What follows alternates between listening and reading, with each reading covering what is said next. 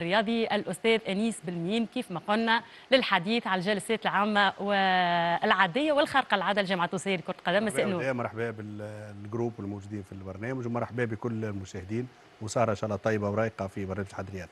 ان شاء الله بحضوركم تكون صباح. انيس، عملوا للجامعه في 2023 وقتها الجامعه القديمه عملت تاجيل للنوادي باش يخلصوا.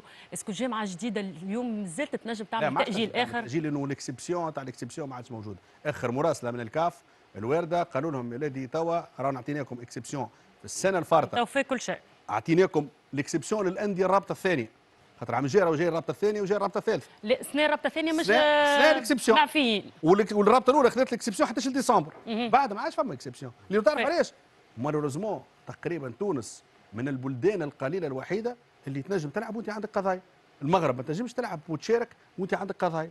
الجزائر كيف ما تنجمش تلعب وتشارك وانت عندك عليك حكم تاع نادي عنده عليه حكم من طرف مدرب ولا لاعب، وعنده معناتها انترديكسيون دو ريكروتمون. هي توجع شويه من اللي لازم يظهر. شوف انت باش تدخل محترف 100% احتراف يلزمك تدخل. النوادي اللي تلعب في كاس افريقيا، النوادي اللي تلعب في كاس افريقيا، شنو ما قالتش انا راني نهدد بالانسحاب وانا مش باش نلعب، وانا كان ما يعطينيش فلوس ما نمشيش نلعب. هكا السو دي بروي باش تخلص الديون في ظرف قصير باش تنجم تلعب كاس افريقيا، خاطر كاس افريقيا حلم. البطوله كانوا حاجه ناكي بالنسبه له، هو يلعب مش حقش باش يصرف عليها فلوس باش يلعب. هذا يظهر لي اول الديون المأزق اللي فيه الجامعه هي اللي كونته، لا اكثر ولا اقل. لا هو شوف كابتن، انا باش انا ديما نحكي بنظره شموليه الحقيقه، ما نحبش نحمل طرف.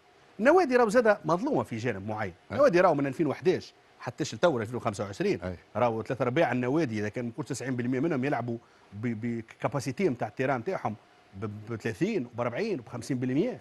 راهو اليوم نحكيو الديربي 25,000 متفرج، راهو رادس يهز 60,000. انت كي تنحي 35 للترجي وللافريقي اللي يلعبوا في رادس على 15 ماتش، كي تقول التذكره ب 10,000 مش ب 20، معناتها عنده مونكا غاني في كل ماتش 400 مليون. 400 في ال 15 هذوما تو تقريبا انت وصلت 6 مليار دوات. يا اخي 6 مليار دوات على عوام ما كانتش حجم ديون النادي الافريقي قبل ما يخلصوها.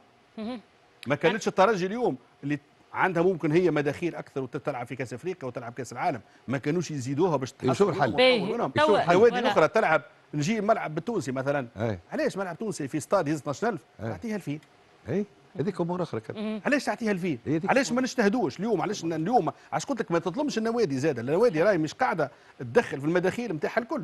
راه انت كيما تعدي ما يتعداش في التلفزه، ما يلعبش اسمه عنده سبونسور، ما عندوش استشهار، مع اليوم الافكار اللي قاعده تجي باش تدخل الفلوس. انا نحيي الحقيقه العلماء ونحيي الناس اللي قاريه. نادي اتحاد المنستير جاب فكره الطياره دخل منها 180 مليون. شبيبه القيروان بفضل تحرك ولادها اول مره تظل في تاريخ شبيبه القيروان يدخلوا 300 مليون كوليكت مع عند الجماهير. سيبوا الناس تجتهد وسيبوا الناس تخدم وسيبوا الناس تجيب افكار يزين هذه. الى متى الجماهير تمول النوادي؟ الى متى الدوله تمول النوادي؟ تعرف تمول النوادي كابتن؟ في تونس سامحني باش نقول لك، في تونس المفروض الجماهير قص لي زابونمون نتاعها الكامب نو على 99,000 90,000 ابوني عندهم النوادي عند الجامعه، فما ديون النوادي عند اللاعبين والمدربين وغيرهم. ما همش هما بيدهم 14 مليار، راه مش هذوك، راهو 14 مليار ما همش الفلوس اللي تحب النوادي من الجمعيات او تحبهم معناتها يحبوهم بليتو المدربين واللاعبين والوكلاء من الجمعيات. 14 مليار راه حاجه اخرى، هذوما فلوس تسالهم الجامعه للنوادي مش الفلوس والقضايا.